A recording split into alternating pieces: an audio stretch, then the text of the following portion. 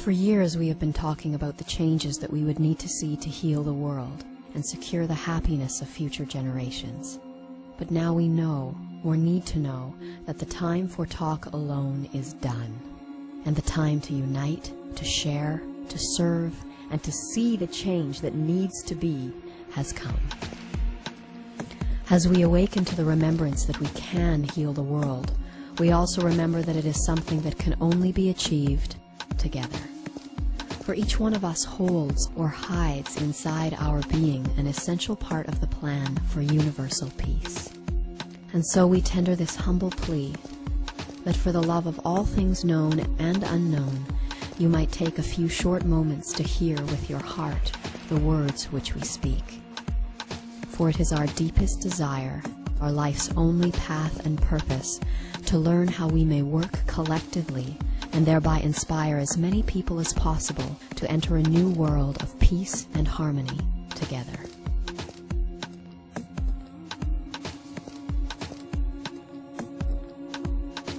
All around the planet, people are awakening to the reality that humanity and the Earth are now entering a heightened phase of activity on their inseparable journeys of growth and expansion. This acceleration is marked by increasing solar flare activity and by the rising temperature of every planet in our solar system. While here on Earth, time itself seems to be speeding up and chaos mounting as phenomenal shifts occur in our physical and perceptual realities with increasing rapidity. The simplest explanation behind this sense of speeding up is that our planet's vibrational frequency is rising. This event, which many ancient cultures have prophetically termed the quickening, has begun, and it is the greatest opportunity of our times. As our solar system completes a cycle of its journey through the cosmos, we will soon align with a plane that crosses the center of our galaxy. And as our planet aligns with this higher vibrational field, she is showing us the greatest honor by tuning herself to these higher frequencies, thereby becoming a vehicle which will transport those who truly wish to change into a new world and a new age. That said, it is essential to understand that each individual's consciousness must be raised to a minimal level in order to qualify for graduation into the new world.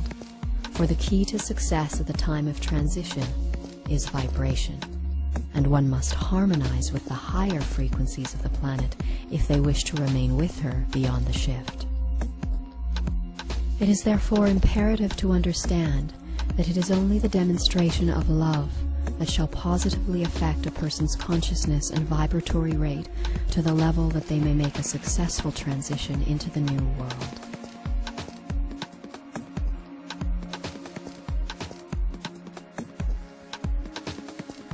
Every human being presently has both the marvelous opportunity and spiritual responsibility to their own soul to raise their vibratory rate as they may in these changing times. Whether they wish to or not, whether they understand or not, each and every person will shortly be compelled to make a choice that will greatly affect both the present course of their spiritual development and their future through incalculable incarnations. And here it must be emphasized that this choice will only be determined by each person's demonstration of their decision, for it is only a person's ability to express their choice through action that will affect their vibratory rate of consciousness.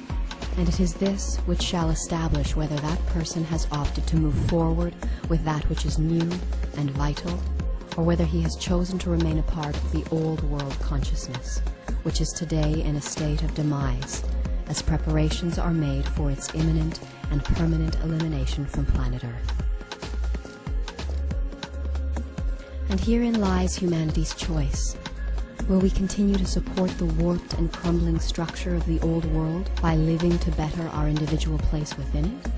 Or will we realize that the changes we wish to see will only come when we put aside our self-serving ambitions and come together for the genuine, selfless service of all?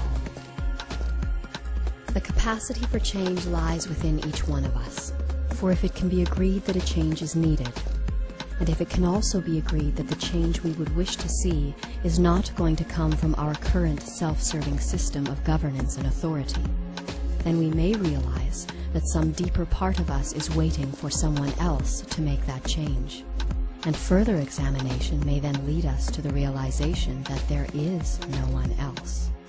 We are the ones we have been waiting for. And for those who are willing to acknowledge that our current path of self-service is leading to our destruction, the time to act is now. We've got to move on to the point of seeing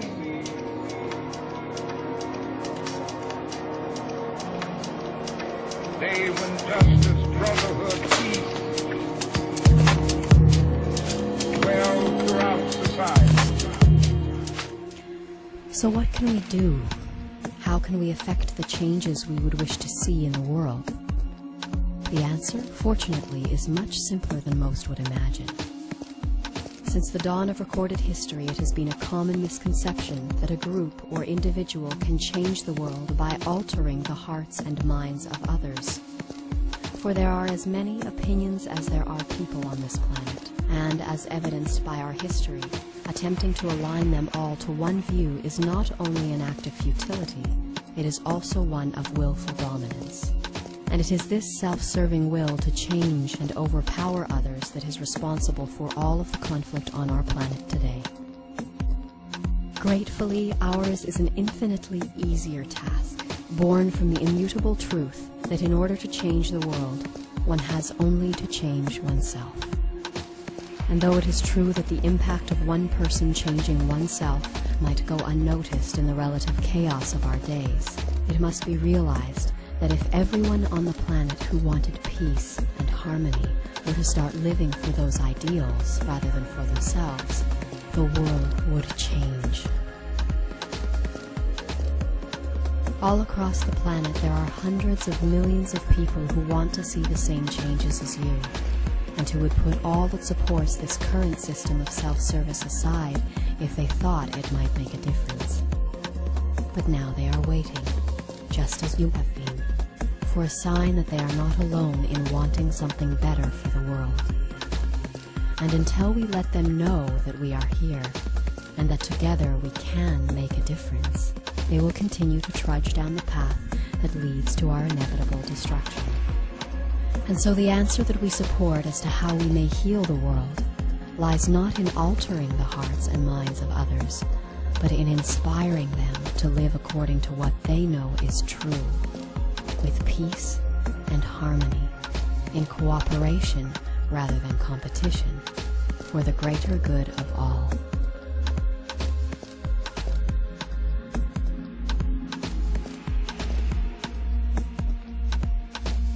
So how might we inspire the masses to follow their hearts? By following our own. The greatest action that we can perform in this moment is to answer our heart's call to come together and to let the world know that we who would wish it well are here, and indeed that we are everywhere. And if you are in alignment with the action of uniting in selfless service, then we wish to serve and to co-create with you, that together we may spread about the factual information of our times and inform the world of the impending choice that every human being must make in the coming days. And so now, we ask that you please contact us, that we may gather and collectively contribute to the rising wave of love that is already sweeping across our planet and preparing our way to the new world. Have faith, for we are awakening as one. We've got to move on to the point of seeing